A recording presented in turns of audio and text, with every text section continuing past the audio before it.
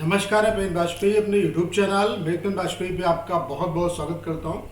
ये class SSC CHSL 2021-22 के जो एस्पिरेंट है जिनका टीयर 2 एग्जाम 18 सितंबर को लगा हुआ है, बहुत कम टाइम है आपके पास, तो ये क्लास आपके लिए बहुत ज़्यादा इंपॉर्टेंट होने वाली है।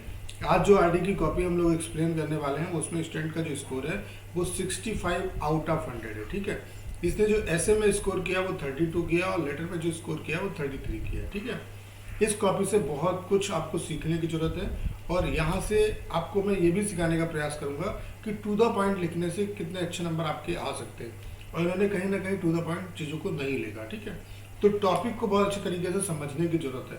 तो इसका कंप्लीटली पोस्टमार्टम करेंगे, इसमें सीखने लायक क्या क्या चीज़ें हो सकती हैं, क्या इसमें खूबियाँ हैं, क्या इससे सीख सकते हैं आप, वो सारी चीज़ें यहाँ पे हम लोग डिस्कस करेंगे। और साथ साथ बीच बीच में मैं जहाँ पे आपको कुछ सजेशन देना होगा मैं देता रहूँगा। ये हिंदी मीडियम की कॉपी है तो इसका कंप्लीटली पोस्टमार्टम करने वाले हैं हम लोग। उसके अलावा अगर जो टाइम आपके पास बचा हुआ है इसको अगर आप अच्छे तरीके से यूटिलाइज कर लो तो आप बहुत अच्छा कर सकते हो। अब जो टाइम आपके पास बचा हुआ है इसमें सबसे पहली बात क्या है कि आप अपने जो डाउट्स हैं वो क्लियर कर लो कि प्रिसाइज राइटिंग भी आपको तैयार कर लेनी है, हो सकता है आ जाए। ठीक है, उसके अलावा लेटर, उसके अलावा ऐसे इसमें कोई डाउट नहीं होना चाहिए कि लेटर के लिखने का तरीका क्या होता है। ठीक है, तो ये चीज़ें आप क्लियर कर लो। उसके अलावा आप सिर्फ 50 से 50 टॉपिक जो है इंपॉर्टेंट पकड़ो और उन्हीं पे प्रैक्टिस करो। कम से कम 10 टॉपिक डेली निपटाओ। करना क्या है, पढ़ो और फिर उन्हें लिख के देखो कि कितना अच्छा लिख रहा है। ठीक है, और आपके डाउट क्लियर होने चाहिए। ठीक है, तो इसके लिए आप हमारा जो कंप्लीट कंटेंट है,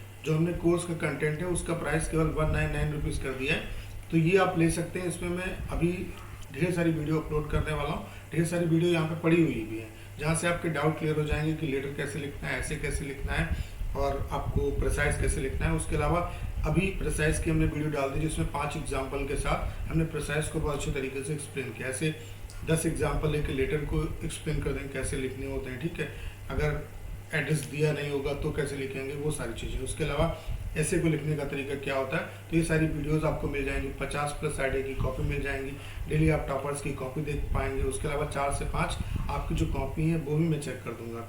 और इसका जो प्राइस है वो केवल 199 रुपीज़ है। उसके अलावा 100+ सेलेक्टेड टॉपिक मिलेंगे आपको। उसमें मैं आपको 50 जो इसके मोस्ट इंपॉर्टेंट टॉपिक हो सकते हैं वो आपको बताऊंगा और फिर इसमें से 50 में से 20 कौन से इंपॉर्टेंट हो सकते हैं इसके बारे में बताऊंगा। तो इसके लिए आपको सिर्फ 199 रुपीज़ देना है। बहुत ही ये जो टाइम है आपके लिए बहुत प्रीसियस है। इसमें जो आप मेहनत करेंगे वही कहीं ना कहीं ये डिसाइड करेगा कि आपका स्कोर कितना होगा। ठीक है, ज़्यादा ज़्यादा लिखने पे प्रैक्टिस करिए तो इससे आपको बहुत ज़्यादा हेल्प मिलेगी।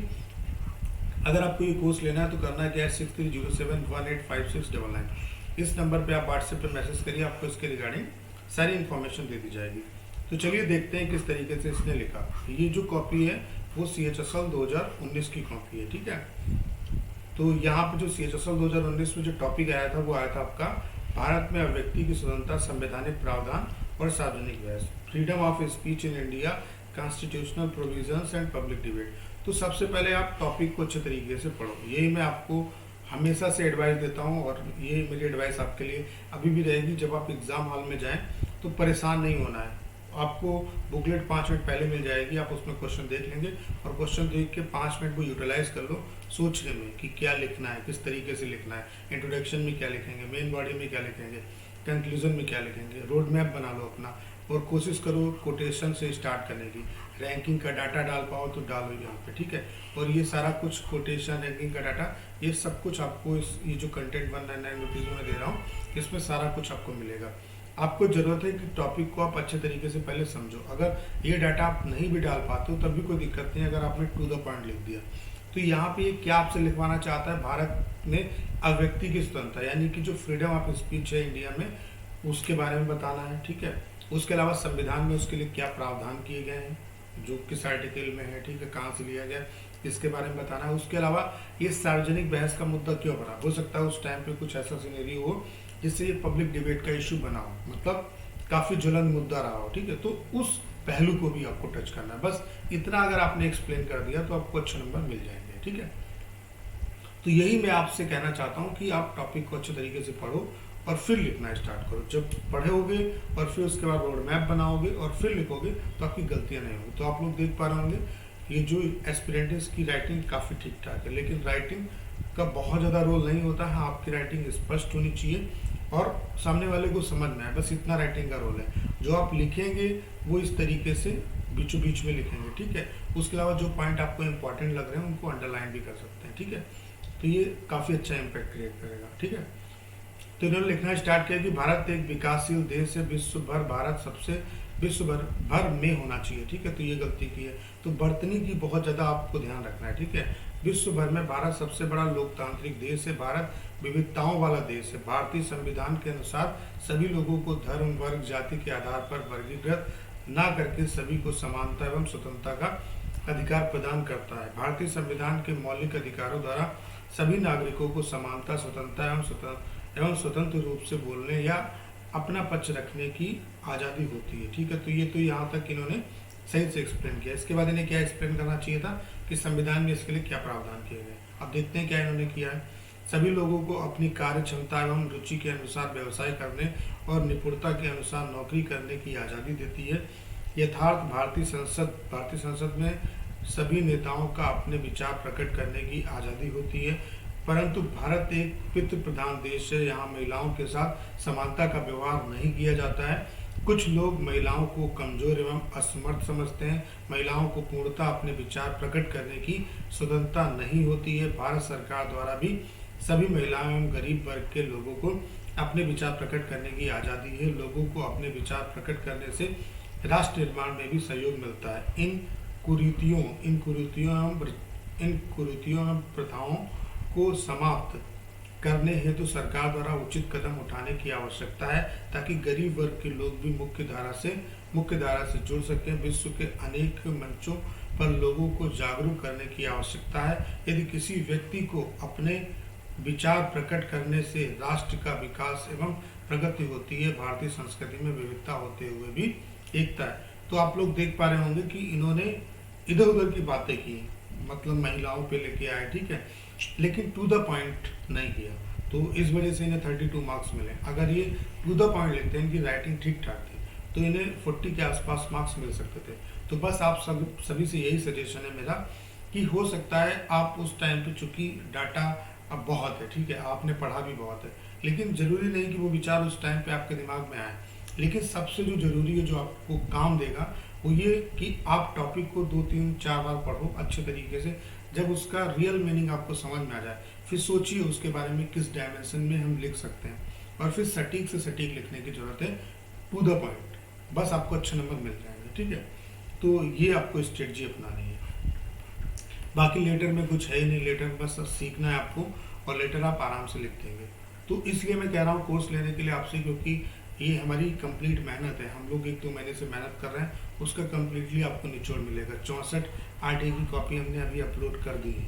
इसमें CHSL की भी कॉपी है, CGL की भी है, MTS की भी है। तो इनसे आप बहुत कुछ सीख पाएंगे, ठीक है। और यहाँ पे सारा सिलेक्टेड कंटेंट आपको दिया जा रहा है, तो इस पर आप मेहनत करो।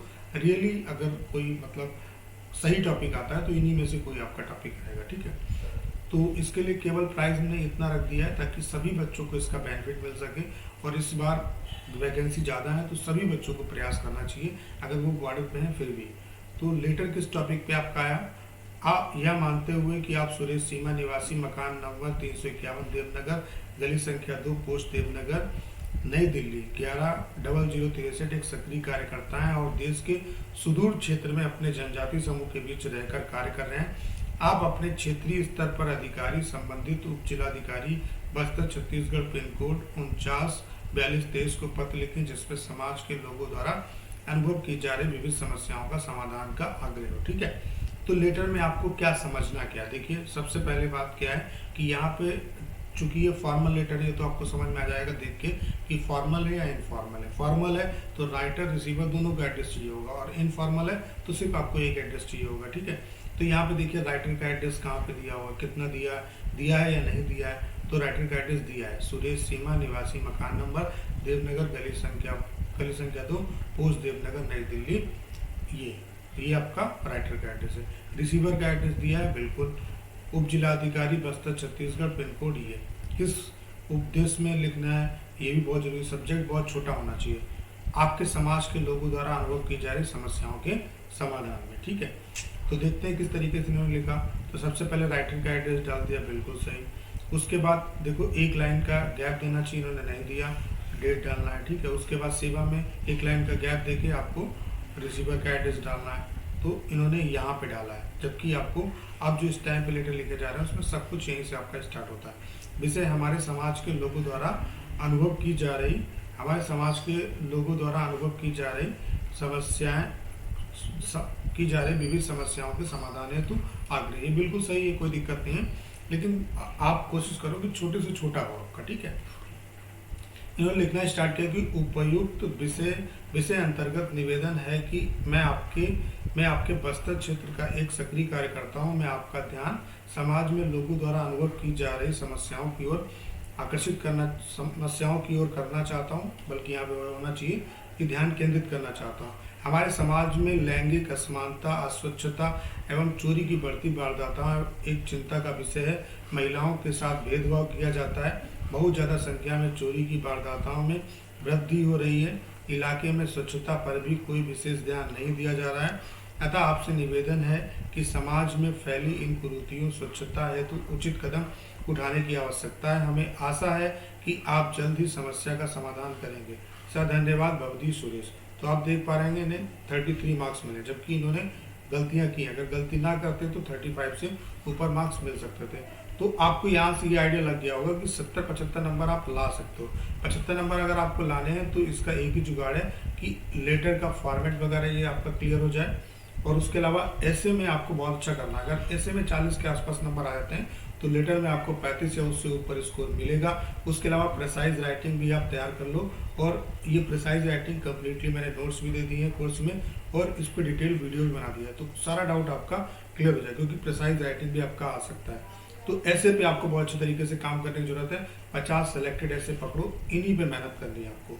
तो अगर आपको ये कंटेंट लेना है तो इसका प्राइस केवल 199 रुपीज़ है, और इसके लिए करना क्या है, 6307185699 इस नंबर पे आप व्हाट्सएप पे मैसेज करिए, आपको इसके रिगार्डिंग सारी इन्फॉर्मेशन दे दी जाएगी।